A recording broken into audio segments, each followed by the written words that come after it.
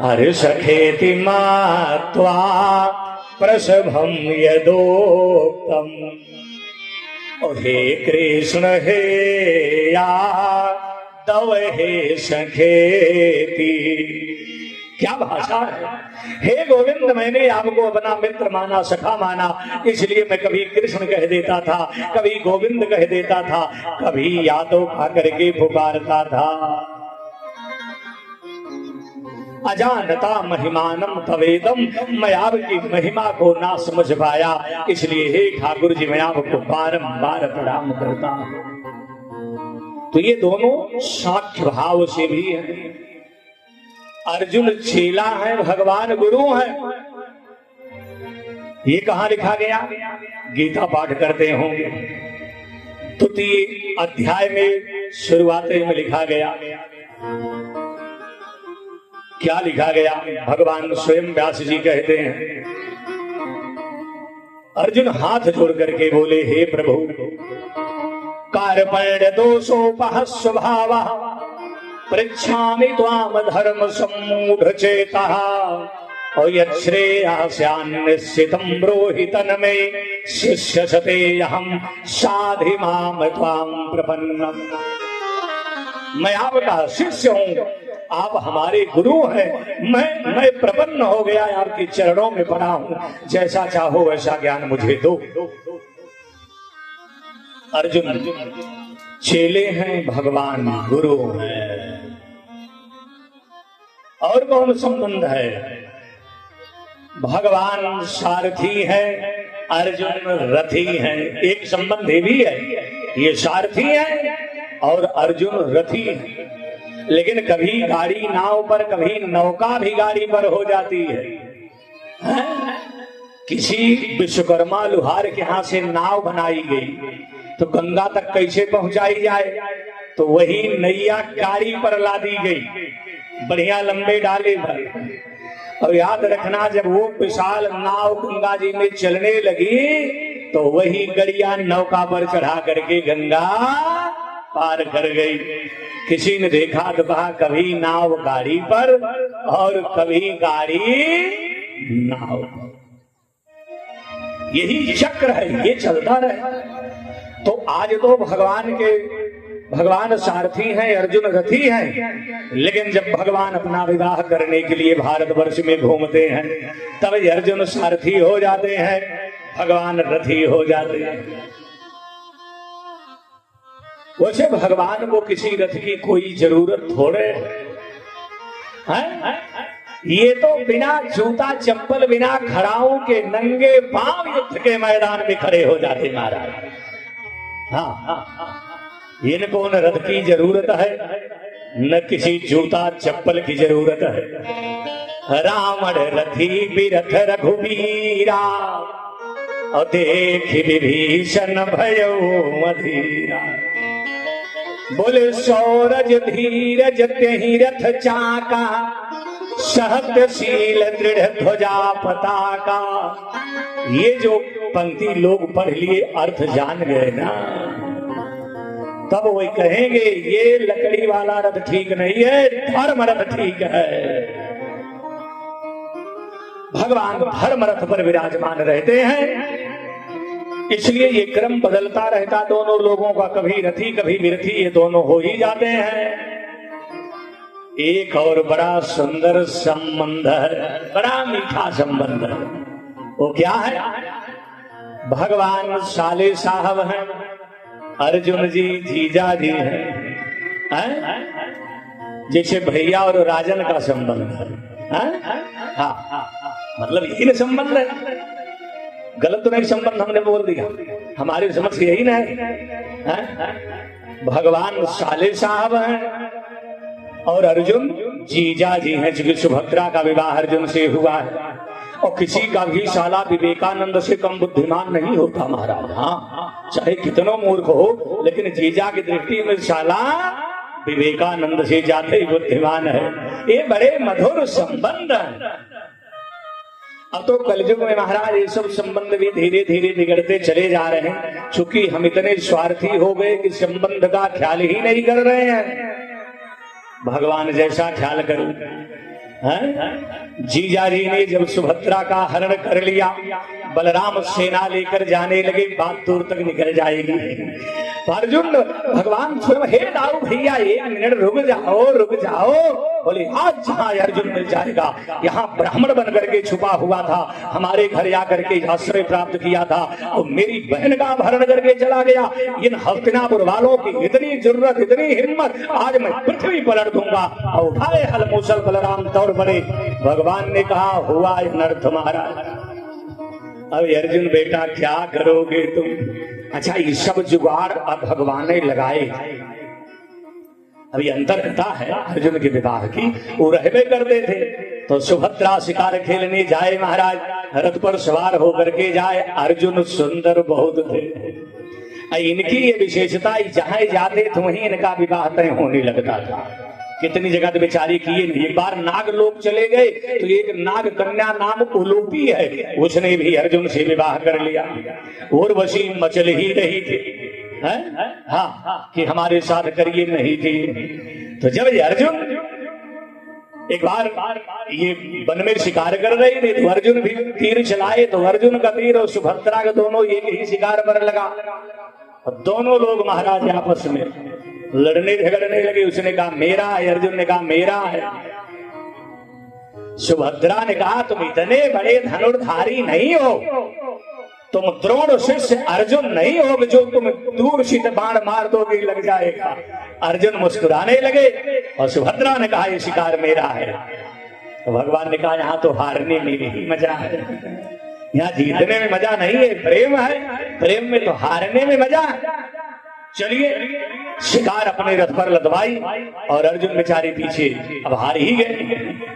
क्योंकि जब उसने बोल दिया कि तुम द्रोण शिष्य अर्जुन नहीं हो, जिनके बाण इतने तीखे हों कि देखते देखते शिकार का शिकार कर जाए महाराज। तो इन्होंने कहा कि हम काहे परिचय बताएं, समय आने पर परिचय हो ही जाएगा। तो सुभद्रा शिकार खेलने गई थी तो अपना शिकार लेकर के रथ पर वहां से आगे बढ़ी और जैसे द्वारिका में महाराज प्रवेश करना चाहिए, मामला बिगड़ गया। एक पागल हाथी पूरे मार्ग को विध्वंस करता और सामने से आया। और याद रखिएगा सुभद्रा के रथ को भी उठा करके पलट दिया, सखियां गिर गई, सुभद्रा धरती पर चिल्लाहट मच गई। अब भगवान सब देख रहे हैं। देवी रुक्मणी ने कहा बात की बात है। बोले हे ठाकुर जी, अरे हमारी नंद रानी मर जाएंगे, आप खड़े मुस्कुरा रहे हैं। बोले बचाने वाला है भगवान, मारने वाला है भगवान। भगवान बोले कहाँ भगवान बचाना, भगवान तो यहाँ खड़ा है। बोले अभी बचाने वाला भगवान आ जाएगा।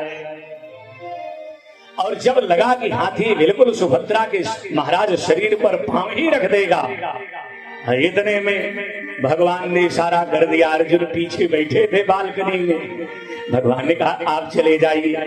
और तब महाराज अर्जुन वहां प्रत्यक्ष नहीं गए और दूर से ही अर्जुन ने बाणों का संधान किया। हाथी जहां खड़ा था चारों तरफ बाण के कटघरे बना दिए और हाथी कैद हो गया। सुभद्रा उठ करके खड़ी हो गई, देखने लगी हे भगवान ये महाबाहो कौन है। तब अर्जुन मुस्कुराते हुए गए, बोले हमने हाथी से आपकी रक्षा कर दी है, वैसे मैं द्रोण शिष्य अर्जुन नहीं हूँ जो इतने तीखे बाण मार सकूं और आपकी रक्षा कर सकूं। महाराज स्वयं भगवान आए, बोले हे सुभद्रे, बोले हाँ, बोले किनको तुम लेकर के आई हो। सुभद्रा ने कहा ये वही महारथी है जिन्होंने मेरे प्राण बचाए। बोले तो इनको प्रणाम कर, ये सामान्य थोड़े हैं। बोले तब, बोले यही कुंती पुत्र अर्जुन है। तब महारानी सुभद्रा ने कहा हे भगवान, हमने तो बहुत अपमान इनका कर दिया। बहुत दिनों तक रहे सुभद्रा, अर्जुन से प्रेम हो गया और इधर बलराम किसी की बात न मानने वाले। सुना ही रहे, जब सुना रहे हैं जब कथा उठी गई तो बता ही दे। बलराम स्वयं कहे मेरी बहना जो है विवाह के योग्य हो गई है, अब मैं इसका विवाह तय करूंगा। चले गए, दुर्योधन से सुभद्रा का विवाह तय कर दिए।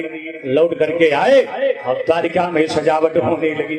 भगवान ने कहा बताओ भैया क्या हुआ। बोले कन्हैया तो चिंता मत कर, मैंने अपनी बहन का विवाह हस्तिनापुर के युवराज दुर्योधन से कर दिया। और मेरा शिष्य भी है, मेरी बात थोड़े मानेगा, काटेगा।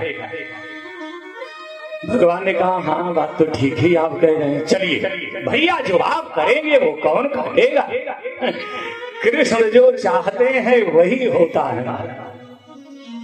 अब पूरी तैयारी होने लगी, दरबार लगा, दोनों भाई बैठे, बढ़िया दही माखन आया, खाना शुरू किए। बोले भैया दाऊ भैया एक बात बताएं। बोले हाँ कन्हैया बता। अब तो विवाह में तुम ये कपड़ा पहनेंगे, ये साफा पहने, क्या करेगा। अब महाराज तैयार कर, एक मिनट सुनो, ये तो सब हो ही करेगा, एक चीज सुन लो। बोले क्या। बोले आप सुभद्रा का विवाह दुर्योधन से तय कर दिए ना। बोले हाँ। तो बोले भैया सुभद्रा मेरी बहन है, उससे भी तो पूछ लेना चाहिए।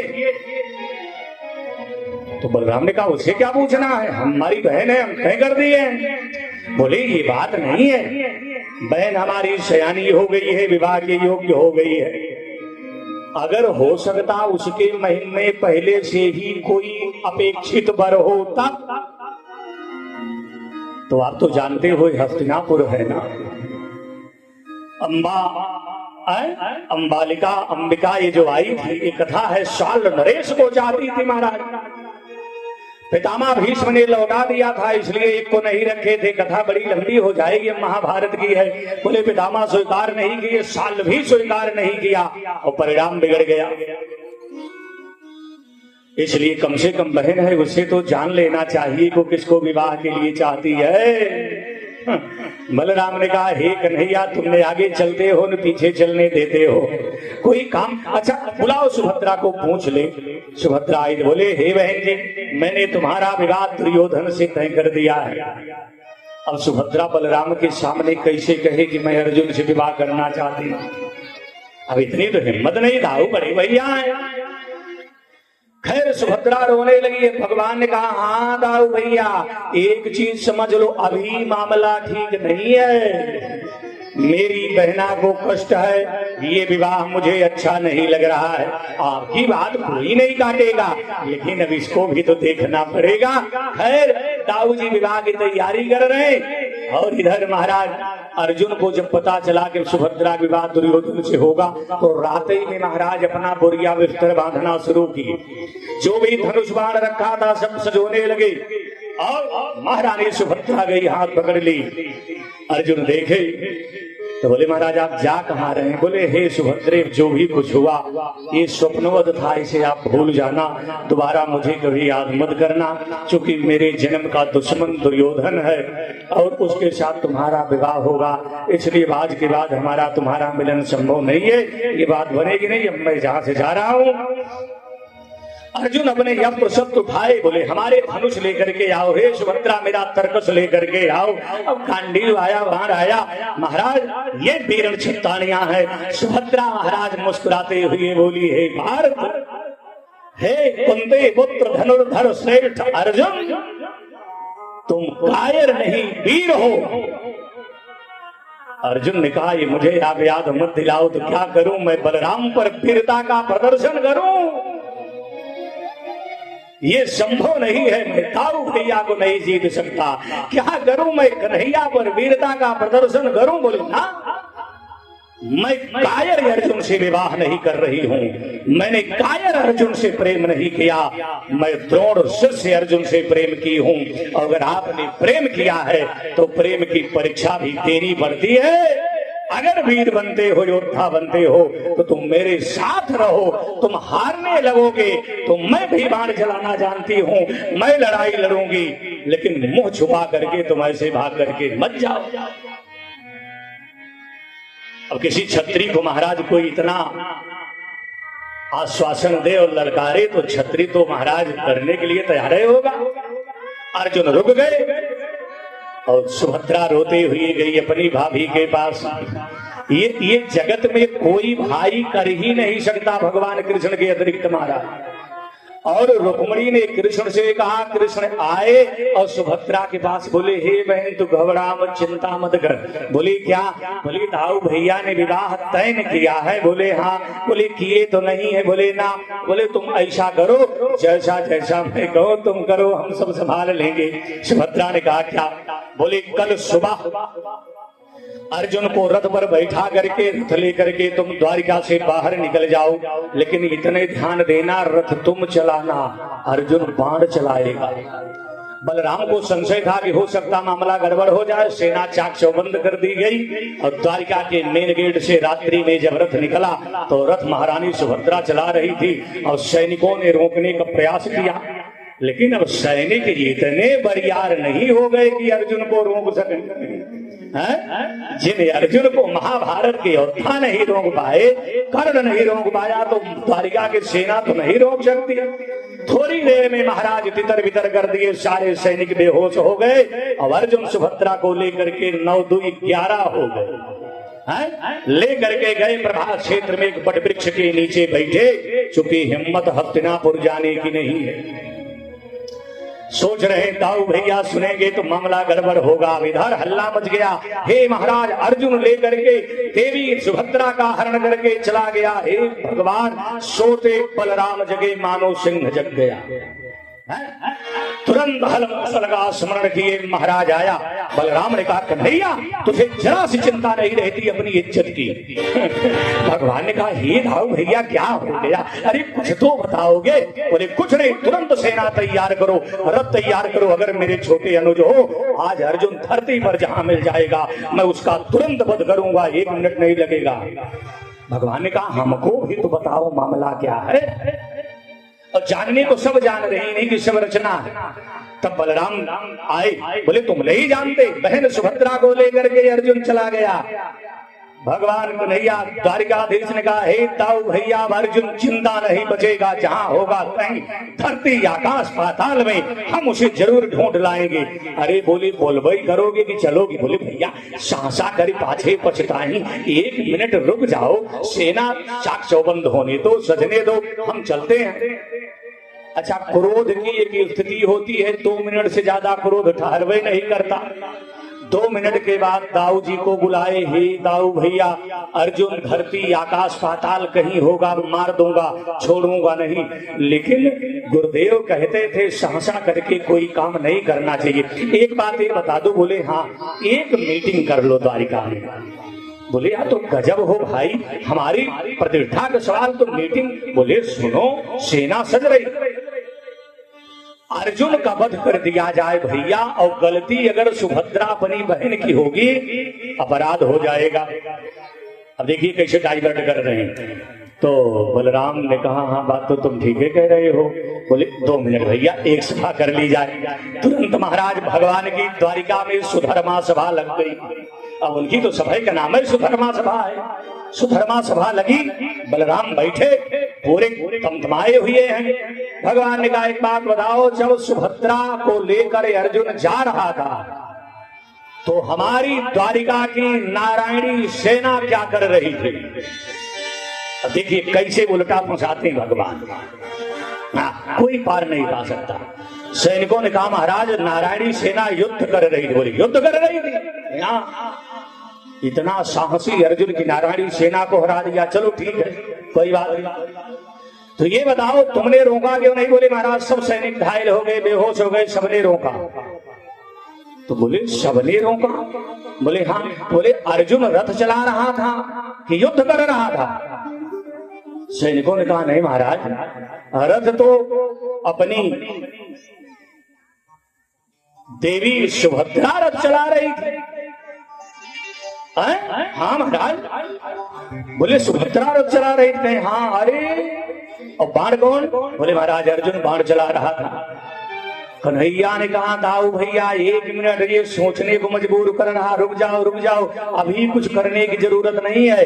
अगर अर्जुन सुभद्रा का हरण किया होता तो रथ अर्जुन चलाता, सुभद्रा को जबरदस्ती बिगड़ करके बैठा था और तब महाराज अर्जुन मारा जाता। लेकिन इससे तो ये सिद्ध हो गया कि रथ तो राजकुमारी सुभद्रा चला रही थी, अर्जुन बाण चला रहा था। यानी सुभद्रा को अर्जुन बांधा नहीं था, पकड़ा नहीं था, कोई जोर जबरदस्ती नहीं किया था। इसका कहीं ये तात्पर्य तो नहीं हुआ कि अपनी सुभद्रा ने ही अर्जुन को लेकर कहीं गायब हो गई हो। हे भगवान बलराम ने कहा, धन्य हो गोविंद तुम्हारा विचार तो हमारे नहीं भैया, ये जानना बहुत जरूरी है। सैनिक लेकर के मत चलो, युद्ध की नियति से मत चलो, हम सुभद्रा अर्जुन को खोजने चलेंगे। और दोनों लोग गए, बलराम को इशारा, अर्जुन को इशारा कर दिए, दूर से बलराम को दंडोत कर लिए, क्रोध शांत हो गया, मामला सब बताए। बलराम ने पूछा, हे सुभद्रा अर्जुन? बोले ने भैया हम स्वयं लेकर के आए। बोले वृंदावन बिहारी लाल के। अच्छा, ऐसा कोई भाई कर सकता है? समाज में ऐसा कोई भाई करेगा? भाई तो महाराज विरोधी करेगा। अब ये हम आधा घंटा आपको घुमाए, पता नहीं कहां कहां गए। बोले वृंदावन बिहारी लाल के। इसलिए अर्जुन और भगवान का जो संबंध रहा महाराज, ये जीजा माने साले और बहनोई का संबंध था। तमाम संबंध इनके रहे, सबको वरदान दिए। माता कुंती सामने से आई, हे बुआ वरदान मांग लो। बोले विपदा संधुना सस्वत तत्र तत्र जगत गुरु भवतो यत दर्शनम स्यात् पुनर्भव दर्शनम। आपके दर्शन से तो मोक्ष हो जाता है, इसलिए विपत्ति हमको दीजिए, संपत्ति नहीं चाहिए। इकलौती माता कुंती है जो विपत्ति मांग लेती है। खैर लंबा प्रसंग है।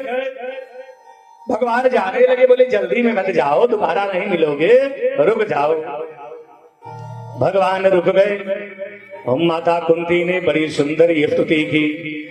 नमः पंकजनाभाय, नमः पंकज मालिने, और नमः पंकज नेत्राय, नमस्ते पंकजाग्रये, कृष्णाय वासुदेवाय, देवकी नंदनाय च नंद गोप कुमाराय गोविंदाय नमो नमः। एक बार सब लोग बोलिए, गोविंदाय नमो नमः। सब कोई अब इतना तो याद ही हो गया होगा, सबको भागवत याद हो गई समझ। बड़ी सुंदर युक्ति की है। इनको वरदान दे करके भगवान पितामह भीष्म के पास जाते हैं। देखिए वो हवा पंखा था, धीरे धीरे काम ठीक कर लिया। बोलने में तो सुबह भूल नहीं पाएंगे। तुरंत महाराज गए और जाकर के पितामह प्राण त्याग रहे हैं। दूर से भगवान को देखे, बोले सदैव देवो भगवान प्रतीक्षता कलेवरम यावदिदोहिनम्यहम् प्रसन्नः सारुरलोचनोल्लसन् मुखाम्बुजो ध्यानपथश्चतुर्भुजः। हे गोविंद, अपने ओरिजिनल स्वरूप में विद्यमान हो। भगवान ने कहा मतलब? बोले शांताकारम भुजग शयनम नहीं, चतुर्भुज रूप धारण भगवान नारायण आप विद्यमान होइए। और महाराज मुखाम्बुजो ध्यान पथस् चतुर्भुजा, सुंदर आपके मुखाकृति लाल लाल बिंबा फल के समान आपके यहाँ धरोष्ट हो, नीले कमल के समान रत्नारे नेत्र हो, और नील मणि के समान आपकी दिव्याभा हो।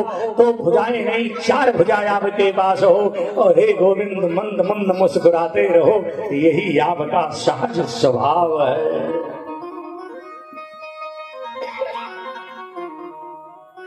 बड़े बड़े विद्वान संत, बड़े बड़े भक्त भगवान के इस स्वरूप का भी ध्यान करते हैं। अनुभव करिएगा, ज्यादा नहीं 10 मिनट और लेंगे, कोर्स पूरा कर दें। 7 बज गया है, फिर आरती प्रसाद कराई जाए। भगवान की बड़ी सुंदर स्तुति की। कौन? पितामह भीष्म।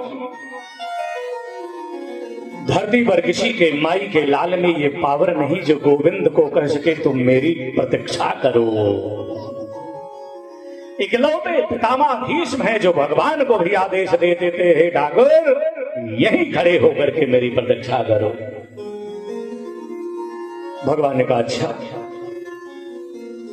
आपकी प्रतीक्षा करूं? बोले हाँ। बोले कब तक करूं? कहे कले वरम यावदिदम हिनोम्यहम्, जब तक हमारे कलेवर से प्राण निकल करके आपके चरणार विंद में चले न जाए तब तक आप प्रतीक्षा करें। सूर्य उत्तरायण हो गए थे, 52-56 दिनों से महाराज सरसैया पर पड़े थे। भगवान को देख करके सुंदर पुष्पदाग्रा छंद में बड़ी सुंदर स्तुति करते हैं। बड़े ध्यान से सुनिएगा। हरिति मति रूप कल्पिता वितृष्णा भगवती सात्वत पुंगवे विभूमि स्वसुखमुपगते क्वचिद विहर तुम प्रकृतमुपेयुषयद भवा प्रवाह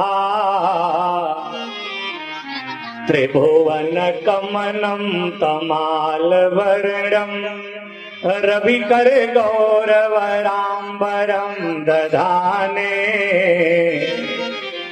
बपुरलक कुलावृता ननाब्जम विजय सखेरतिरास्तु मे नवत्या युधितुरगरजो विधूम्रवेशक कचलुलिता श्रमवार्यलंकृता से मम निशित शरैर विभेद्यमाना त्वचि विलसति कवचे स्तु कृष्णयात्मा युधितुरगरजो सपदि सखी बचो निशाम्य मध्ये निज परयोर्बलयोरथं निवेश्य स्थितिवत परसैनिकायुरक्षणा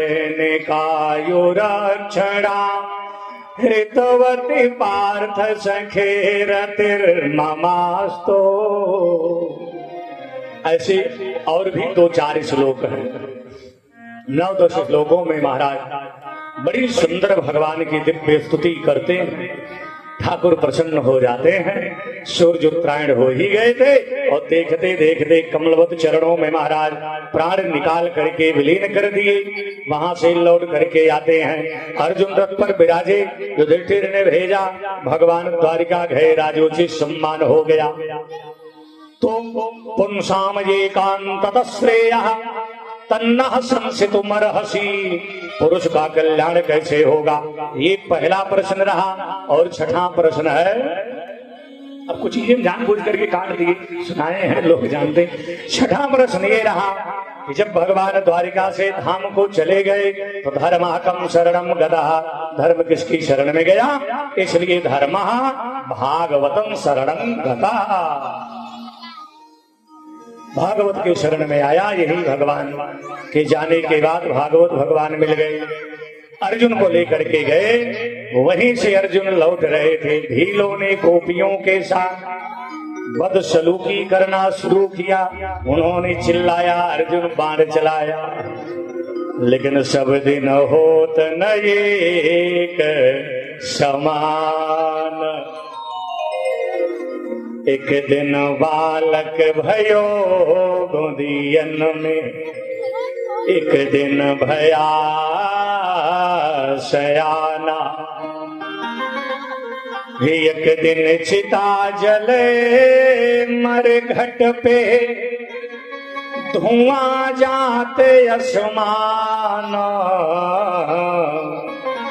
सब दिन होत न एक समान।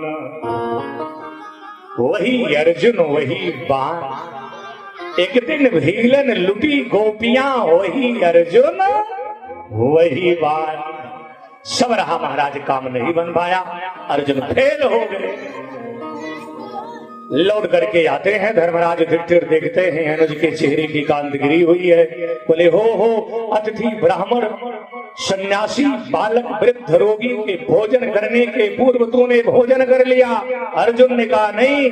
हाँ, किसी अगम्या स्त्री के साथ तुमने गमन कर लिया? अर्जुन ने कहा नहीं। तो बोले, मेरा अर्जुन नजर क्यों नहीं आ रहा है? अर्जुन रोते हुए बोले, भैया हमारी जो पावर थे, हमारी जो ताकत थे, हमारे जो अहंकार अभिमान थे, वह भगवान द्वारिकाधीश अभी स्थूल शरीर से इस धरती पर नहीं है। धर्मराज युधिष्ठिर भी विलाप करने लगे, सब पांडव रोने लगे। हे गोविंद, तुम्हारे बगैर तो हमारी कभी विजय होती ही नहीं। आप चले गए, हमको अकेले छोड़ गए। 1-2 दिन बीता होगा, धर्मराज युधिष्ठिर पुत्र पौत्र परीक्षित को राजा बनाए और महारानी द्रौपदी के सहित महाराज स्वर्गारोहण की यात्रा कर गए, स्वर्ग निकल गए। जब जाने लगे तो एक कुत्ता भी इनके साथ गया। कभी आप स्वर्गारोहण द्वार पर जाइए तो जहां इन 5 पांडव द्रौपदी की प्रतिमा बनी है, सबसे आगे कुत्तों है महाराज, कुत्ता बना हुआ है। युधिष्ठिर की शरण में आ गया था, अपने पूरी जिंदगी का आधा सुकृत पुण्य उस कुत्ते को दे दिए और तब उसको लेकर के स्वर्ग गए। अभिप्राय समझ पाए आप? ये कुत्ता आपका पुण्य ले लेगा, छीन लेगा। और हम मानते हैं कि आप धर्मराज नहीं हैं, इतने पुण्य आप नहीं अर्जित किए हैं कि आधा कुत्ता को दे देंगे तो भी आप सशरीर स्वर्ग चले जाएंगे। महाराज, सबसे पहले द्रौपदी का शरीर छूटा, शरीर गल गई, प्राण स्वर्ग गया। इनके बाद नकुल, इनके बाद